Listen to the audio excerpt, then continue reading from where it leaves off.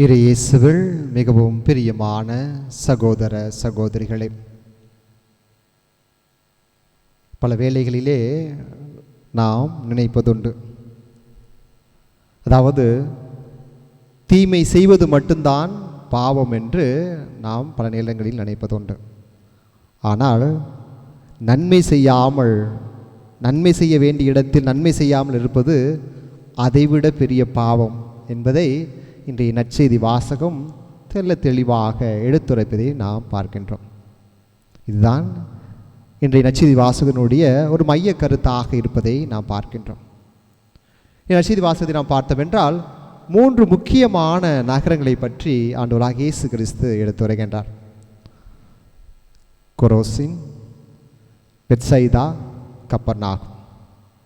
ஏன் இவர்களை கடவுளாகிய ஆண்டவர் இயேசு கிறிஸ்து சாடுவதற்கான நோக்கம்? காரணம், அவர்கள் ஆண்டவரிடமிருந்து அனைத்து அருளையும் ஆசீர்வாதத்தையும் பெற்று அவர்கள் மனம் மாறவில்லை. ஏன் என்று நாம் சிந்தித்தோம் என்றால் 3 முக்கியமான கருத்துக்களை நாம் இதனுடைய பின்னணியில் பார்க்க இன்றைய நற்செய்தி வாசகம் நமக்கு அழைப்பு விடுகின்றது. முதலாவது, இயேசு ஏன் இந்த நகரங்களை கண்டித்தார், எதற்காக கண்டித்தார் அப்படி என்று நாம் சிந்தித்தோம் என்றால் அதற்கான விடையை இன்றைய நற்செய்தி வாசகம் நமக்கு தருகின்றது. அதனுடைய இந்த நற்செய்தி வாசகத்தினுடைய பின்புலத்தை பார்த்தோம் என்றால், கலிலேய கடலினுடைய வடபகுதியில் தான் இந்த 3 நகரங்களும் அமைந்திருக்கின்றன. அழகான நகரம். இயேசு தான் போதித்த இடங்களில் மிக முக்கியமான இடங்களாக இந்த 3 இடங்கள் சொல்லப்படுகின்றது. இயேசு தன்னுடைய பணி வாழ்க்கையில் அதிகமாக செலவிட்ட இடங்கள், குறிப்பாக இயேசு பல அதிசயங்களையும் அற்புதங்களையும் பெற்றுக்கொண்ட நகரங்கள், எவ்வளவு பாக்கிய பெற்ற நகரங்கள், கடவுளுடைய ஆசிரியையும் அருளையும் பெற்ற நகரங்கள். பல நோய்கள் குணமாக்கப்படுகின்றன, பல பேய் பிடித்த நபர்கள் குணமாக்கப்படுகின்றார்கள் அந்த நகரத்திலே. இன்னும் ஒருபடி மேலாக கடவுள் தன்னுடைய பணிக்காக 3 திருத்தூதர்களை இந்த நகரங்களிலிருந்து தேர்ந்தெடுக்கின்றார். புனித பேதுரு, புனித அந்திரேயா, புனித பிலிப்பு, இந்த 3 முக்கியமான திருத்தூதர்களையும் இந்த முக்கியமான 3 நகரங்களிலிருந்து அழித்து தன்னுடைய பணிக்காக அந்த திருத்தூதர்களை அழைப்பதையும் நாம் பார்க்கின்றோம். இவ்வளவு ஆசீர்வாதங்களையும் இவ்வளவு அற்புதங்களையும் கொண்ட நகரம், கடவுளாய் ஆண்டவர் இயேசு இவ்வளவு போதித்தும் மனம் மாறவில்லை. அதுதான் கடவுள் அவர்களை கண்டிப்பதாக சொல்வதற்கான முக்கிய காரணமாக பார்க்க முடிகின்றது. இரண்டாவதாக பார்த்தோம் என்றால், இந்த நற்செய்தி வாசகத்தில் ஐயோ கொரோசின் நகரே, ஐயோ உனக்கு கேடு, ஐயோ என்ற ஒரு வார்த்தையை இயேசு பயன்படுத்துவதை நாம் பார்க்கின்றோம். இயேசுவில் பிரியமான சகோதர சகோதரிகளே, பல நேரங்களில் இந்த நற்செய்தி வாசிக்கும் பொழுது நாம் நினைப்போம், கடவுள் சாபம் விட்டார், கடவுள் இந்த மக்களை சாபம் விட்டார் என்று நாம் நினைப்பதுண்டு.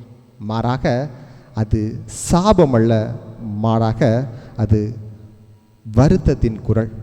கடவுளாகிய ஆண்டவராக இயேசு கிறிஸ்துவினுடைய வருத்தத்தின் குரல். கடவுளாகிய ஆண்டவர் அவர்களை பார்த்து வருத்தப்படுகின்றார், அவருடைய நிலையை கண்டு வருத்தப்படுகின்றார். எப்படி ஒரு குழந்தை மனமாறி செல்லும் பொழுது, வழி தவறி செல்லும் பொழுது ஒரு தாய் தந்தை எந்த அளவிற்கு வருத்தப்படுவார்களோ, அந்த வருத்தத்தின் குரலாக கடவுள் இந்த வார்த்தையை கூறுவதை நாம் பார்க்க முடிகின்றது. தன்னுடைய பிள்ளைகள், தான் வழிநடத்திய பிள்ளைகள் தன்னுடைய வழியிலிருந்து வேற்று வழிக்கு செல்கின்றார்கள் என்ற ஒரு கூக்குரலின் குரலாக இந்த வார்த்தையை வெளிப்படுவதை நாம் பார்க்கின்றோம். இது தன்னுடைய குழந்தைகள், தன்னுடைய பிள்ளைகள் மனமாற்றத்தை நோக்கி, என்னை நோக்கி வர வேண்டும் என்ற ஒரு எண்ணத்தின் குரலாக இது ஒலிக்கப்படுகிறது. மூன்றாவதாக பார்த்தோம் என்றால், ஏன் தீர், சீதோன், சோதோம், இந்த 3 நகரங்களை குறிப்பிட்டு இந்த 3 முக்கியமான நகரங்களை குறிப்பிடுவதற்கான காரணத்தை நாம் சிந்திக்க வேண்டும். ஏன் கடவுள் ஒப்பிடுகின்றார், ஏன் ஆண்டவராகிய இயேசு கிறிஸ்து அந்த பழைய ஏற்பாட்டில் கொடுக்கப்பட்ட அந்த 3 நகரங்களை இந்த புதிய ஏற்பாட்டு நகரங்களோடு ஒப்பிட்டார் என்று நாம் பார்த்தோம் என்றால், பழைய ஏற்பாட்டில் இந்த 3 நகரங்களும் கடவுளால் சபிக்கப்பட்ட நகரங்களாக பார்க்கப்படுகின்றது. எல்லா ஆசீர்வாதங்களையும் பெற்று கடவுளுடைய வார்த்தையை விட்டு மீறியதால் கடவுள் அவர்களை சபிக்கின்றார். அப்படிப்பட்ட நகரங்களோடு இந்த 3 நகரங்களையும் ஆண்டவராக இயேசு கிறிஸ்து இன்றைய தினத்திலே ஒப்பிடுகின்றார். ஆமென். இயேசுவில் பிரியமான சகோதர சகோதரிகளே, அதற்கான காரணம் பார்த்தோம் என்றால், அவர்கள் பெற்ற ஒளியை நீங்களும் பெற்றீர்கள். இதுதான் இயேசுனுடைய மனநிலை.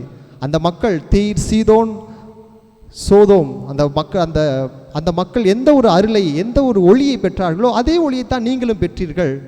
ஆனால் அவர்கள் செய்திருக்கும் அந்த சின்ன ஒரு மனமாற்றத்தை கூட நீங்கள் செய்யவில்லையே என்ற ஒரு மன வருத்தம். அதனால்தான் இந்த பழைய ஏற்பாட்டையும் புதிய ஏற்பாட்டையும் அந்த நகரங்களை ஆண்டவர் ஒப்பிடுவதை நம்மால் பார்க்க முடிகின்றது. பழைய ஏற்பாட்டில் பார்த்தோம் என்றால், கடவுள் குறிப்பாக தொடக்க நூல் 6:5-6 நாம் வாசித்தோம் என்றால், கடவுள் ஏன் மனிதரை படைத்ததற்காக கடவுள் வருத்தப்படுவதை நாம் பார்ப்போம். அதே போல புதிய ஏற்பாட்டில் இன்றைய நற்செய்தியில் ஆண்டவராக இயேசு கிறிஸ்து வருத்தப்படுவதை நாம் பார்க்கின்றோம். பாருங்கள் அதனுடைய ஒப்பீடு. பழைய ஏற்பாட்டில் கடவுள் மனிதனை படைத்ததற்காக வருத்தப்படுகின்றார். இன்றைய நற்செய்தி வாசகத்தின் மூலமாக ஆண்டவராக இயேசு கிறிஸ்து இந்த மக்களை கொடுத்து வருத்தப்படுகின்றார். நான் முன்னுரையில் சொன்னது போல, தீமை செய்வது மட்டும் பாவம் அல்ல. ஏனென்றால் இந்த 3 நகரங்களுடைய மக்களுடைய வாழ்க்கையை பார்த்து இவர்கள் என்ன தவறு செய்தார்கள் என்று விவிலியத்தில் கொடுக்கப்படவில்லை. ஆனால் தாங்கள் அளப்பரிய ஆசீர்வாதத்தையும் நன்மைகளையும் கடவுளிடம் பெற்றுக்கொண்டார். ஆண்டவராக இயேசு கிறிஸ்துவிலிருந்து பெற்றுக்கொண்டார்கள். ஆனால் மனம் மாறவில்லை, ஒருபோதும் மனம் மாறவில்லை. ஆண்டவருடைய குரலுக்கு அவர்கள் செவி சாய்க்கவில்லை. பழக பழக பாலும் புளிக்கும் என்பார்களே, அதுபோலத்தான் இவர் புதுமை செஞ்சுக்கிட்டே இருப்பார், அதிசயத்தை செஞ்சுக்கிட்டே இருப்பார், செஞ்சுட்டு போகட்டும் அப்படின்ற ஒரு மனநிலையை கொண்ட மக்களாக இந்த மக்கள் வாழ்ந்தார்கள். அதனால்தான் ஆண்டவருடைய சாபத்தை, ஆண்டவருடைய வருத்தத்தை இவர்கள் கொடுப்பதாக இன்றைய நற்செய்தி வாசகம் நமக்கு எடுத்துரைக்கின்றது. நம்ம யாக்கோபு புத்தகம் அதிகாரம் 4 இறைவார்த்தை 17 வாசிக்கலாம். நன்மை செய்ய வேண்டும் என்று அறிந்தும் அதை செய்யாதவன் பாவம் செய்கிறான் என்று. நான் இந்த இடத்துல நன்மை செய்யணும் அப்படின்னு தெரிஞ்சு நான் நன்மை செய்யாமல் போயிட்டேன்னா அது மிகப்பெரிய பாவமாக இந்த யாக்கோபு புத்தகத்திலே குறிப்பிடப்படுகின்றது. அமீர் இயேசுவில் பிரியமான சகோதர சகோதரிகளே, பல நேரங்களில் நாம் நினைப்பது உண்டு, நான் எந்த தீங்குமே பண்ணலை, நான் யாருக்குமே தீங்கு பண்ணலை, நான் யாரையுமே ஏமாத்தலை, நான் யாரு கூடயும் சண்டை போடலை, நான் நல்லவனாக தானே இருக்கேன், நான் யாரும் வம்பு தும்புக்கும் போகலை என்று பல நேரங்களில் நம்மை நாம் சமாதானப்படுத்திக் கொள்வதொன்று, நியாயப்படுத்திக் கொள்வதொன்று. ஆனால் ஆண்டவராக இயேசு கிறிஸ்து இன்றைய நாளில் நம்மை பார்த்து கேட்பது, நீ யாருக்காவது நன்மை செய்தாயா? நான் யாருக்கு கேடு பண்ணலை அப்படின்றது அல்ல, மாறாக நீ யாருக்காவது நன்மை செய்தாயா? இல்லை நீ யாருக்காவது துன்பத்தில் உள்ளோருக்கு ஆறுதல் கூறினாயா? அல்லது தேவையில் இருப்போருக்கு உதவி செய்தாயா? பசித்தோருக்கு உணவு கொடுத்தாயா? இந்த கேள்வியைத்தான் நம்மிடம் கேட்கின்றார். இப்படிப்பட்ட நன்மையான செயல்களைத்தான் நம்மிடம் பார்த்து கேட்கின்றார். ஏனென்றால் நாம் எல்லோரும் ஆண்டவரிடமிருந்து ஒவ்வொரு நாளும் அளப்பரிய ஆசீர்வாதத்தையும் அற்புதங்களை பெற்றுக்கொண்டே இருக்கின்றோம். இன்று நாம் வாழ்கிறோம், இன்று நாம் உயிரோடு இருக்கின்றோம் என்றால் அது கடவுளுடைய ஆசீர்வாதம், கடவுளுடைய அற்புதம். அந்த அற்புதத்தை பெற்றுக்கொண்ட நாம் பெற்றுக்கொண்ட நன்மையை பிறரோடு பகிர்ந்து வாழ்கின்றோமா என்பதை தான் இன்றைய நற்செய்தி வாசகம் நமக்கு எடுத்துரைக்கின்றது. அப்படி நாம் பகிர்ந்து வாழவில்லை என்றால் அது பாவம் என்பதை இன்றைய நற்செய்தி வாசகம் நமக்கு சுட்டி காட்டுகின்றது. நினைத்து பாருங்கள், எத்தனையோ அருட்சாதனங்களை பெற்றிருக்கின்றோம், எத்தனையோ முறை எவ்வளவோ ஆசீர்வாதங்களையும் பெற்றிருக்கின்றோம். ஆனால் நாம் பெற்ற அந்த ஆசீர்வாதத்தை பிறருக்கு கொடுத்திருக்கின்றோமா? நாம் பெற்ற அந்த தாளந்துகளையும், நாம் பெற்ற ஆசீர்வாதங்களையும், கடவுள் நமக்கு கொடுக்கப்பட்ட எல்லாவற்றையும் பிறருக்கு கொடுக்கின்றோமா? அல்லது கடவுளுடைய பணிக்கு நாம் பயன்படுத்துகின்றோமா? கடவுளுக்காக நாம் செலவிடுகின்றோமா என்பதை சிந்தித்து பார்க்க இன்றைய தினத்தை நாம் அழைக்கப்படுகின்றோம். இயேசுவில் பிரியமான சகோதர சகோதரிகளே, இறைவன் இந்த உலகத்தில் நம்மை வைத்திருப்பது தீமை செய்யாமல் இருப்பதற்காக மட்டுமல்ல, மாறாக நன்மைகளின் கனிகளை தருவதற்காக நம் ஒவ்வொருவரையும் படைத்திருக்கின்றார். திருத்தூதர் பணிகள் அதிகாரம் 10 இறைவார்த்தை 38 நாம் அழகாக வாசிக்கலாம். இயேசு எங்கெல்லாம் சென்றாரோ அங்கெல்லாம் நன்மையை செய்தார். அப்படிப்பட்ட நன்மைகளை செய்ய நாம் எங்கெல்லாம் செல்கின்றோமோ அங்கெல்லாம் நன்மைகளின் கனிகளை தர நாம் அழைக்கப்பட்டுள்ளோம். சிந்தித்து பார்ப்போம்.